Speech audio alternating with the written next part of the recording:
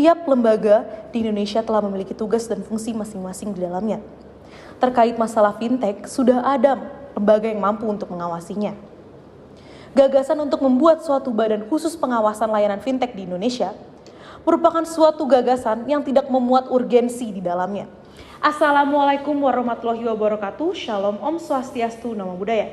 Salam kebajikan dan salam sejahtera bagi kita semua. Dewan juri yang terhormat, perkenalkan, saya Ciara Zevanya, selaku pembicara pertama yang akan membawakan latar belakang serta urgensi pada mosi perdebatan kali ini. Ditemani oleh kedua rekan saya, Kevin Ali Merabani selaku pembicara kedua yang akan mengupas secara mendalam alasan standing position kami, serta Tiara Tandililing selaku pembicara ketiga yang akan memperjelas serta mempertajam argumentasi kami. Memasuki argumentasi saya, Dewan juri yang terhormat, menurut Peraturan Bank Indonesia Nomor 19/12/PBI/2017 tentang penyelenggaraan teknologi finansial adalah penggunaan teknologi dalam sistem keuangan yang menghasilkan produk layanan, teknologi dan atau model bisnis baru serta dapat berdampak pada stabilitas moneter, stabilitas sistem keuangan dan atau efisiensi, kelancaran, keamanan dan keandalan sistem pembayaran. Perkembangan teknologi telah memunculkan keberadaan pihak baru dalam penyelenggaraan pemrosesan transaksi pembayaran yang berdampak pula pada perkembangan infrastruktur maupun mekanisme pembayaran dan bentuk investasi serta market agregator di Indonesia. Oleh karena itu tentu diperlukan pengaturan serta pengawasan terhadap fintech, di mana saat ini Indonesia telah memiliki hal tersebut, dibuktikan dengan adanya peraturan-peraturan terkait financial technology yang telah dibuat oleh Bank Indonesia maupun OJK bahkan Bapepti.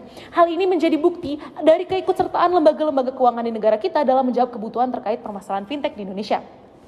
Lalu terkait dengan pengawasan terhadap fintech itu pun sudah dilakukan, di mana saat ini OJK sebagai lembaga otoritas jasa keuangan telah memiliki Departemen Pengawasan Financial Technology atau DP3F yang saat ini bertugas sebagai mengawasi pertumbuhan fintech di Indonesia dan manajemen investasi di sisi pasar modal. Di Bank Indonesia, dalam Peraturan Bank Indonesia Nomor 19/12/PBI/2017 tentang penyelenggaraan teknologi finansial telah diatur terkait pengawasan, pemantauan sampai kepada koordinasi Bank Indonesia dengan otoritas terkait lain dalam melakukan pengawasan terhadap teknologi finansial, yang mana akan dijelaskan secara lebih detail oleh pembicara kedua dari tim kami. Bukti-bukti tersebut menjadi dasar dari fakta bahwa Indonesia tidak memerlukan badan khusus baru untuk mengawasi teknologi finansial, karena hal tersebut hanya akan menjadi suatu pemborosan dalam alokasi penggunaan dana negara.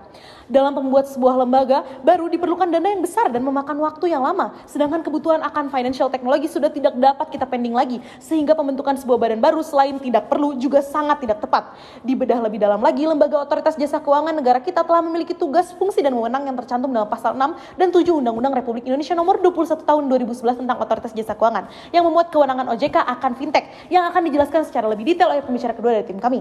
Selain itu, berdasarkan Undang-Undang Republik Indonesia Nomor 23 Tahun 1999 tentang Bank Indonesia mencantumkan tugas dan fungsi utama Bank Indonesia yang salah satunya ialah sistem pembayaran tanpa terkecuali sistem pembayaran dalam teknologi finansial, yang berarti secara tidak langsung telah memberikan wewenang bagi BI untuk mengawasinya.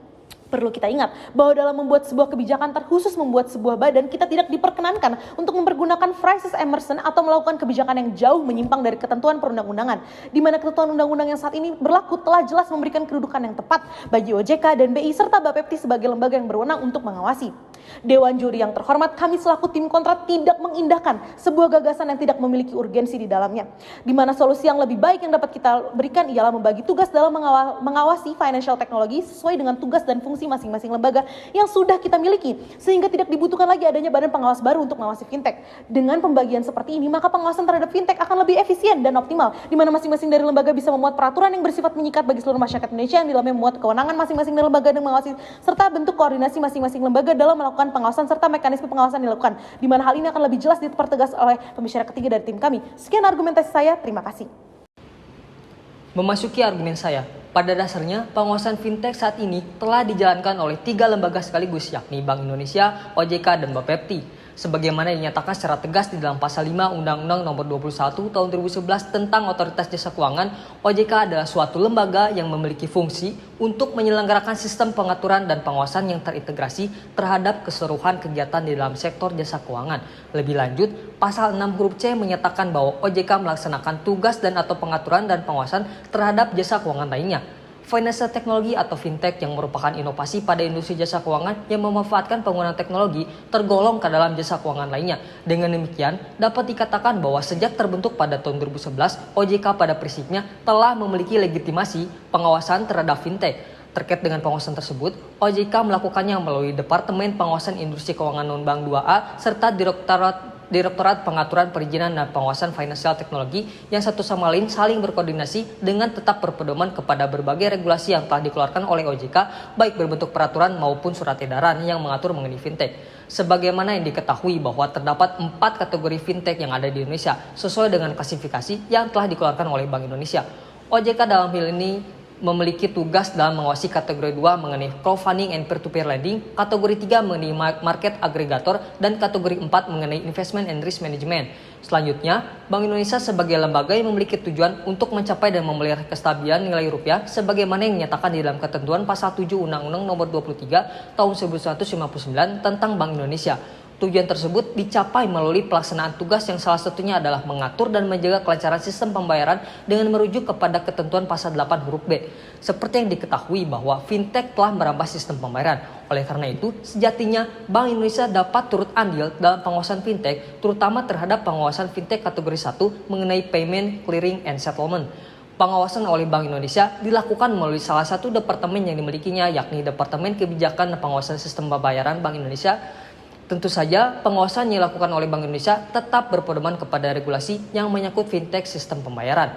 Terakhir, Bapepti selaku lembaga pemerintah yang tugas pokoknya melakukan pembinaan, pengaturan, pengembangan, dan pengawasan perdagangan berjangka sebagaimana dinyatakan di dalam Undang-Undang Nomor 10 Tahun 2011 tentang perubahan atas Undang-Undang Nomor 32 Tahun 1997 tentang perdagangan berjangka komoditi. Ketentuan pasal 5 menjabarkan lebih lanjut bahwa pembinaan, pengaturan, dan pengawasan dilakukan dengan tujuan yang pertama, mewujudkan kegiatan perdagangan berjangka yang teratur, wajar, efisien, dan efektif, serta dalam suasana persaingan yang sehat. Kemudian, melindungi kepentingan semua pihak dalam perdagangan berjangka, serta mewujudkan kegiatan perdagangan berjangka sebagai sarana pengelolaan risiko harga dan pembentukan harga yang transparan.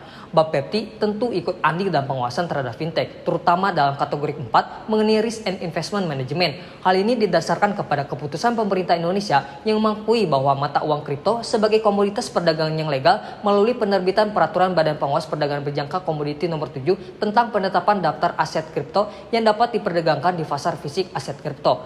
Perdagangan tersebut seringkali dilakukan melalui fintech. Oleh karena itu, Bapepti dapat memiliki kewenangan dalam mengawasi fintech.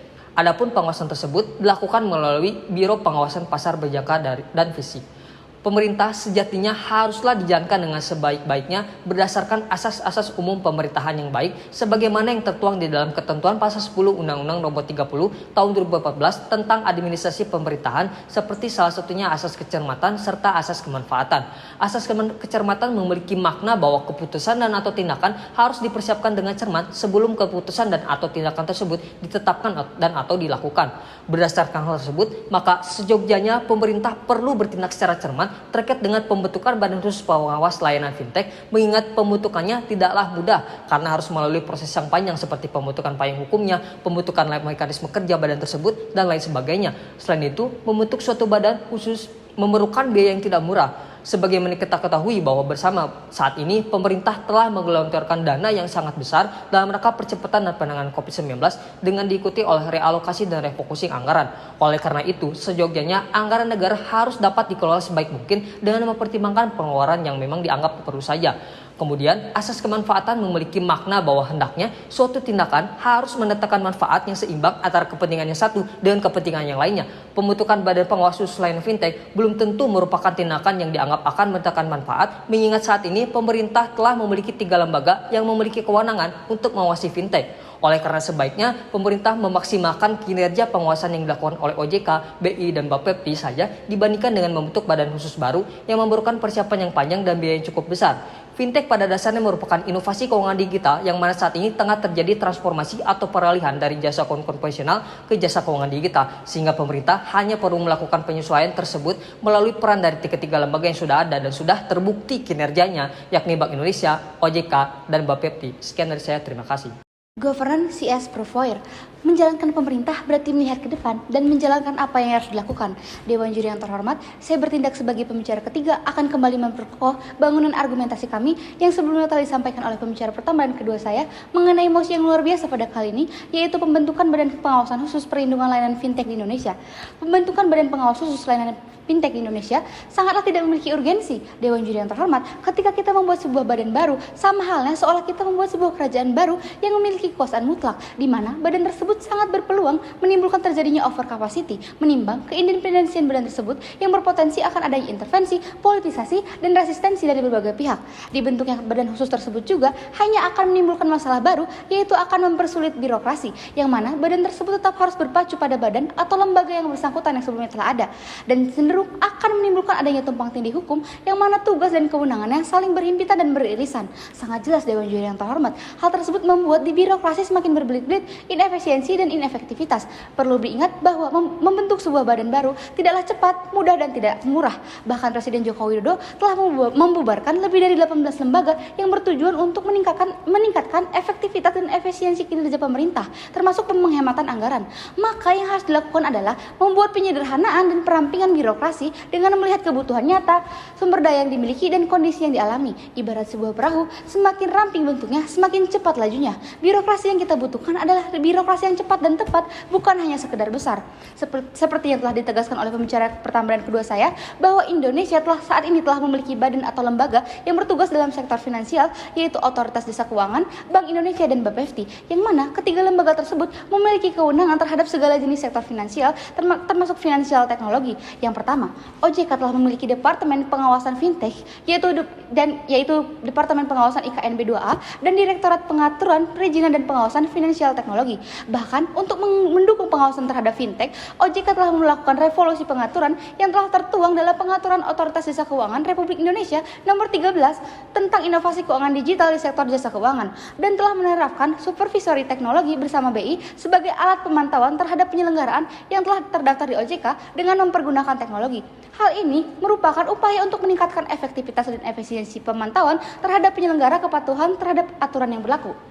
Dan perlu kita ketahui bersama, bahkan OJK telah bekerja sama dengan Otoritas Monetary Authority of Singapore, kemudian dalam waktu dekat akan segera menandatangani kerjasama dengan Security Exchange Commission Malaysia, dan sedang melakukan pembahasan mekanisme kerjasama dengan Javan Financial Service Authority yang bertujuan untuk pengawasan keamanan fintech di Indonesia.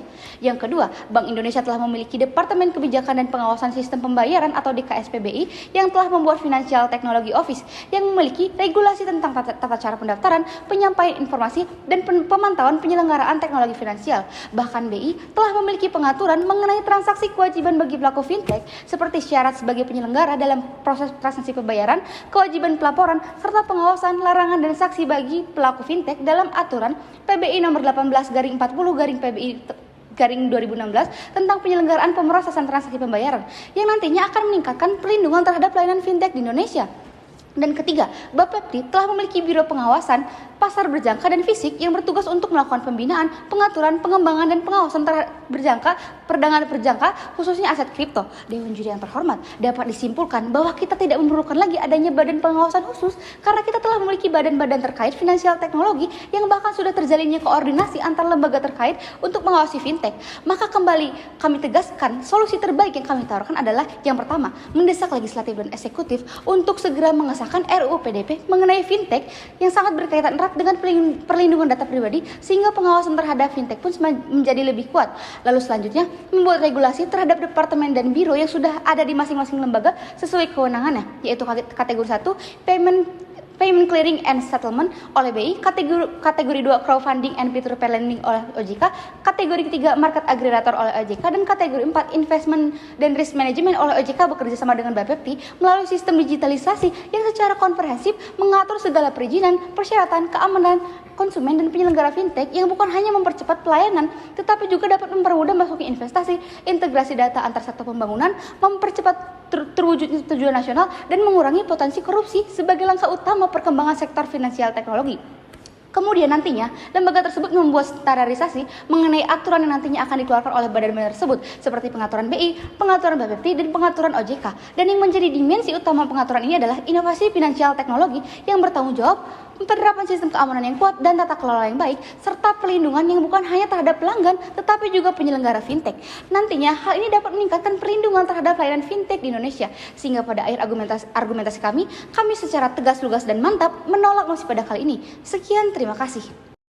Dewan juri yang terhormat, sungguh mosi perdebatan yang sangat menarik di mana telah tibalah kita pada sesi kesimpulan, di mana berdasarkan argumentasi yang telah dipaparkan oleh kami bertiga dapat ditarik kesimpulan pertama, Indonesia tidak membutuhkan badan pengawasan baru, di mana saat ini kita telah memiliki beragam pengaturan serta bentuk pengawasan nyata berbasis data oleh departemen, unit khusus bahkan satuan kerja yang bergerak dalam pengawasan fintech oleh OJK, BI dan Bapepti. Kedua, bahwa mosi perdebatan kali ini tidak membatasi diri hanya kepada salah satu klasifikasi fintech saja, namun kepada seluruh layanan fintech di Indonesia. Oleh karena itu sudah sangat tepat bila kita mengembalikan pengawasan kepada lembaga-lembaga yang memiliki pemahaman dan ruang lingkup kerja langsung terhadap klasifikasi-klasifikasi terkait.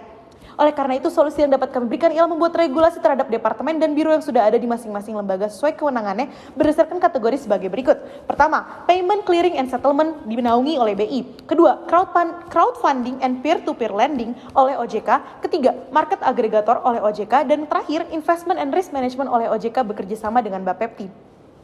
Melalui sistem digitalisasi yang secara komprehensif mengatur segala perizinan, persyaratan dan keamanan konsumen dan penyelenggaraan fintech yang bukan hanya mempercepat pelayanan tetapi juga dapat mempermudah masuknya investasi, integrasi data antar sektor pembangunan, mempercepat terwujudnya tujuan nasional dan mengurangi potensi korupsi sebagai langkah utama menghadapi perkembangan sektor financial teknologi.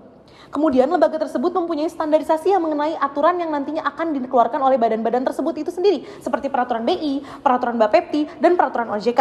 Dan yang menjadi dimensi utama pengaturan ini adalah inovasi financial teknologi yang bertanggung jawab akan penerapan sistem keamanan yang kuat dan tata kelola yang baik serta perlindungan bukan hanya terhadap pelanggan tetapi juga penyelenggara fintech yang akan melindungi pelayanan fintech di Indonesia secara seutuhnya. Dengan pembagian seperti ini, maka pengawasan terhadap fintech akan lebih efisien dan optimal, di mana masing-masing dari lembaga bisa membuat peraturan yang bersifat mengikat bagi seluruh masyarakat Indonesia, yang di dalamnya memuat kewenangan akan masing-masing lembaga dalam mengawasi serta bentuk koordinasi masing-masing lembaga dalam melakukan pengawasan serta mekanisme pengawasan yang dilakukan. Sekian kesimpulan yang dapat kami paparkan. Wassalamualaikum warahmatullahi wabarakatuh. Shalom, Om Santi Santi Om. Namo Buddhaya. Salam kebajikan dan salam sejahtera bagi kita semua.